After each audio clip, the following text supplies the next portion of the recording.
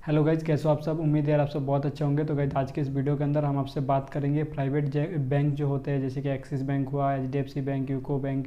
इन सभी बैंक में आपको नौकरी कैसे मिल सकता है, इनका जो सैलरी है वो कितना से कितना तक रहता है। साथ ही साथ इनका जो एलिजिबिलिटी क्राइटेरिया है, मतलब एजुकेशन क्वालिफिकेशन वगैरह कितना चाहिए होता है। और एक बात मैं आपको बता दूँ कि ये जो प्राइवेट बैंक होता है इनके नाम पर बहुत सारा फ्रॉड भी होता है, तो उनसे भी आपको कैसे बचना है सभी के बारे में डिटेल में बात करेंगे। तो चलिए शुरू करते हैं। तो गाइज देखिए, अगर आप जो है एक्सिस बैंक या कोई भी प्राइवेट बैंक में नौकरी करना चाहते हैं तो मैं आपको बता देना चाहूँगा कि इसका जो प्रोसीजर है आप डायरेक्टली इसको अप्लाई कर सकते हैं। कोई भी बैंक का ऑफिशियल वेबसाइट जो होता है वहाँ पे कैरियर ऑप्शन होता है। कैरियर ऑप्शन में जाके आप बाकायदा चेक कर सकते हैं कि अभी अभी कौन से जगह पर वैकेंसीज़ है, वहाँ पर आप अपना लोकेशन डाल सकते हैं। जैसे कि आप अगर मान के चलिए कोलकाता के लिए जॉब सर्च कर रहे हैं तो आप जैसे कि HDFC.com में जाइएगा, उसके बाद कैरियर का ऑप्शन में जाइएगा। कैरियर के ऑप्शन में जाने के बाद वहाँ पे वैकेंसीज़ का एक ऑप्शन रहता है, वहाँ पे क्लिक कीजिएगा। उसके बाद आपको एक लोकेशन मांगेगा कि आप कौन से जगह के लिए खोज रहे हैं, तो आप वहाँ पे जैसे ही कोलकाता या जो भी सिटीज़ से आप है वहाँ का लोकेशन डालिएगा। उसके बाद दिखेगा कि यहाँ पे अभी इस पोस्ट में वैकेंसीज अवेलेबल है, आप अप्लाई कर सकते हैं। तो वहाँ से डायरेक्टली आप अप्लाई कर सकते हैं। इसके अलावा बहुत सारे एजेंसीज़ भी ऐसे दावा करते हैं कि वो आपको जॉब दिला देंगे, लेकिन मैं आपको बता देना चाहूँगा यहाँ पे 100% में 99.9% जो एजेंसीज़ होते हैं वो फेक होते हैं।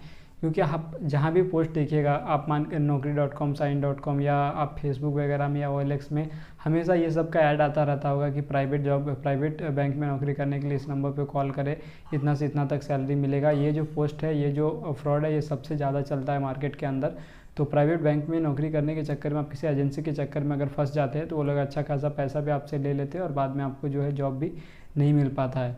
तो गाइस देखिए, इसके लिए कई बार जो है एजेंसी आपको जॉब दिलाते हैं। तो उस सिचुएशन में मैं आपको बता देता हूँ एजेंसी आपको किस तरह के जॉब दिलाते हैं। जैसे कि आपको क्रेडिट कार्ड का, मान के चलिए HDFC का क्रेडिट कार्ड का सेल्स का जॉब है, तो एजेंसीज जो आपको जॉब दिलाएंगे वो डायरेक्ट HDFC के पेरोल में जॉब नहीं दिलाएंगे। अगर मान के चलिए HDFC ने किसी थर्ड पार्टी को हायर कर रखा है क्रेडिट कार्ड सेल करने के लिए, तो उस थर्ड पार्टी से आपको जो है जॉब दिलाते हैं।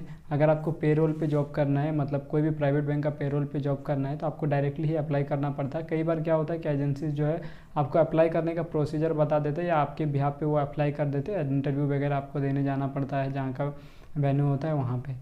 तो इस तरह से भी एजेंसीज काम करती है, लेकिन यहाँ पे मैक्सिमम जो एजेंसीज होती है वो फ्रॉड होती है। जैसे ही आप उनको कॉल करते हैं तो वो लोग बोलते हैं कि आप यहाँ पे आ जाइए, उसके बाद कुछ पैसे की मांग करते हैं। बाद में आपको पता चलता है कि आपको जो है वो जॉब वो मिला नहीं। बाद में आपको ऐसा वैसा करके, मतलब ट्रेनिंग के नाम पे, ये वो ज्वाइनिंग के नाम पे, मतलब लन फन करके आपसे बहुत सारा पैसा ले लेते हैं और आपको जो है जॉब नहीं मिल पाता। तो इस चक्कर में आप कभी भी मत फंसिए, कभी भी एजेंसी के चक्कर में मत जाइए, नहीं तो आपका जो पैसा है वो डूब जाएगा। क्योंकि मैक्सिमम देखिए, आप कहीं भी जॉब सर्च में जाइए, किसी भी पोर्टल में जाइए, फेसबुक में जाइए या कहीं भी आप जाइए, तो वहाँ पे आपको ये प्राइवेट जॉब वैकेंसी जो है ये बहुत ज़्यादा चलता है, ट्रेंड में चलता है हमेशा। तो वहाँ पे आप कॉल कीजिएगा तो हमेशा वो सब जो लोग होते हैं वो फ्रॉड ही होते हैं। कुछ एजेंसी सही होते हैं, लेकिन वो भी थर्ड पार्टी पेरोल पे जॉब आपको दिलाते हैं। अगर आपको प्राइवेट बैंक के पेरोल पे जॉब करना है तो आपको एक ही ऑप्शन है, आप जाइए बैंक के ऑफिशियल वेबसाइट में, वहाँ पर कैरियर ऑप्शन में जाने के बाद आप वहाँ पे चेक कर लीजिए सभी बैंक के वेबसाइट। जैसे कि जो भी प्राइवेट बैंक है, मान के चलिए आपका एक्सिस बैंक हुआ, HDFC बैंक हुआ, यूको बैंक हुआ, या कोई भी बैंक का ऑफिशियल वेबसाइट में जाइए, वहाँ पे कैरियर ऑप्शन होता है। कैरियर ऑप्शन में जाने के बाद अपना लोकेशन, सिटी का नाम डालिए। वहाँ पे अगर वैकेंसीज अवेलेबल है किसी भी पोस्ट में, चाहे वो किसी भी पोस्ट में हो, सेल्स का पोस्ट में हो या फिर मैनेजर, कैशियर, किसी भी पोस्ट में अगर वैकेंसीज अवेलेबल होता है तो वहाँ पे दिखेगा। उसका एलिजिबिलिटी क्राइटेरिया भी दिखता है कि हाँ आपको इसके लिए ग्रेजुएशन चाहिए, आपका टाइपिंग स्पीड इतना होना चाहिए, आपके पास ये होना चाहिए, वो होना चाहिए, एक्सपीरियंस होना चाहिए। बेसिकली कुछ सेल्स का जो जॉब होता है उसके लिए एक्सपीरियंस मांगा जाता है। अदरवाइज जो है मैक्सिमम जॉब के लिए एक्सपीरियंस नहीं मांगा जाता है। लेकिन इसका जो क्वालिफिकेशन होता है, बैंक किसी भी जॉब के लिए जो क्वालिफिकेशन मांगा जाता है, मिनिमम ग्रेजुएशन मांगा जाता है। कुछ सेल्स के जो होते हैं, जैसे कि क्रेडिट कार्ड सेल्स वगैरह हुआ, वो अगर उसमें आप जाना चाहते हैं तो उसमें कभी कभी देखा जाता है कि 12th पास में हो जाता है। लेकिन अगर आप किसी भी बैंक के पेरोल में नौकरी करना चाहते हैं तो आपका मिनिमम क्वालिफिकेशन मान के चलिए कि 12th होना चाहिए। अगर थर्ड पार्टी पेरोल में जाते हैं तो 12th में हो जाएगा, लेकिन अगर आप बैंक के पेरोल में जाना चाहते हैं तो आपके इसके लिए मिनिमम क्वालिफिकेशन जो है वो ग्रेजुएशन जो है होना चाहिए। और आप इसका अप्लाई करने के लिए कैरियर ऑप्शन से जाकर ही अप्लाई कीजिए, तो आपके साथ कभी भी फ्रॉड नहीं होगा। जेन्युइन वहाँ पे सारा कुछ लिखा हुआ रहता है कि आपको कितना से कितना सैलरी मिलेगा। अगर आप पेरोल पे जाते हैं तो मिनिमम आपको 22-25 हज़ार तो मिनिमम आपको मिल ही जाएगा। किसी भी पोस्ट के लिए जाइए, आपको मिनिमम फ्रेशर को भी 25 हज़ार, 22 से 25 हज़ार आपको मिल जाता है। लेकिन आप थर्ड पार्टी पेरोल में जाते हैं तो वही घट के 12 से 14 हज़ार रुपया हो जाता है। तो आप अगर फर्स्ट पार्टी पेरोल मतलब आप जाना चाहते हैं बैंक के पेरोल में, तो आपको उसके लिए जो प्रोसीजर होता है, प्रोसीजर भी हार्ड होता है, इंटरव्यू होता है, रिटर्न एग्ज़ाम होता है, सारा कुछ होता है। तो अगर आप अच्छा जगह पहुंचना चाहते हैं, पोजीशन हासिल करना चाहते हैं, तो ये सब स्थिति से गुजरना पड़ेगा। अदरवाइज अगर जैसे अगर आप छोटा मोटा सेल्स का जॉब करना चाहते हैं, इंश्योरेंस सेल्स वगैरह का जॉब करना चाहते हैं, तो आप थर्ड पार्टी को ज्वाइन करके कर सकते हैं। वो आप एजेंसी के थ्रू ज्वाइन कर सकते हैं, उसमें कोई दिक्कत नहीं है।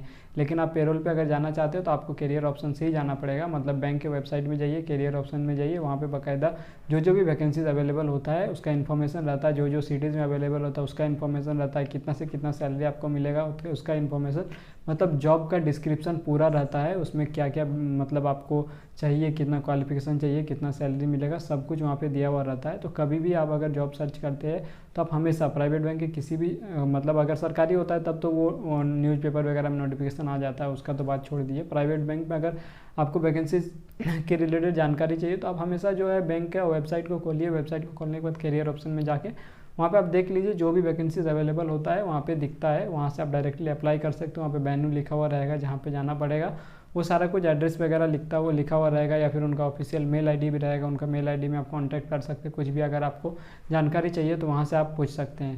तो इस तरह से आप जो है अप्लाई कर सकते हैं। इसका मिनिमम जो है सैलरी है वो 20 हज़ार 22 हज़ार से स्टार्टिंग होता है फ्रेशर के लिए भी, अगर आप पेरोल पे जाते हैं तो। और थर्ड पार्टी में जाते हैं तो 12-14 हज़ार रुपया से ज़्यादा आपको नहीं मिलता है फ्रेशर के लिए। और इसके लिए वेरियस जो पोस्ट के लिए वैकेंसीज़ होता है, कई बार देखा जाता है कि 12th पास में भी कुछ वैकेंसीज़ होती है। लेकिन मिनिमम जो है आप अगर ग्रेजुएशन रहते हैं तो ये आपके लिए ज़्यादा अच्छा रहेगा। तो आज के इस वीडियो में मैंने आपको बताया कि बैंक में आप किस तरह से अप्लाई कर सकते हो। और गाइस, फ्रॉड के चक्कर में कभी भी नहीं फंसना है। बहुत सारे आप कहीं भी जाइए, कुछ भी अप्लाई करते हैं तो वहाँ पे मैक्सिमम जगह में आप देखते हैं कि आपको पोस्ट मिलता है, जैसे कि आपका प्राइवेट बैंक में नौकरी, या फिर बहुत सारे वेबसाइट में भी प्राइवेट बैंक का जॉब के लिए जो है नंबर दिया हुआ रहता है, या फिर कांटेक्ट करने के लिए बोला जाता है। उन सभी में कांटेक्ट मत कीजिए, उन सभी में कांटेक्ट कीजिएगा तो ये ज़्यादा आपके लिए दिक्कत होगा। तो उम्मीद करता हूँ ये छोटा सा वीडियो आप सभी के लिए हेल्पफुल रहा होगा। अगर वीडियो हेल्पफुल रहा तो प्लीज़ इसे लाइक करें, शेयर करें अपने सारे दोस्तों के साथ। और इस तरह के इंटरेस्टिंग और लेटेस्ट वीडियो देखने के लिए हमारे चैनल को सब्सक्राइब करके रखें। धन्यवाद, आपका दिन शुभ हो।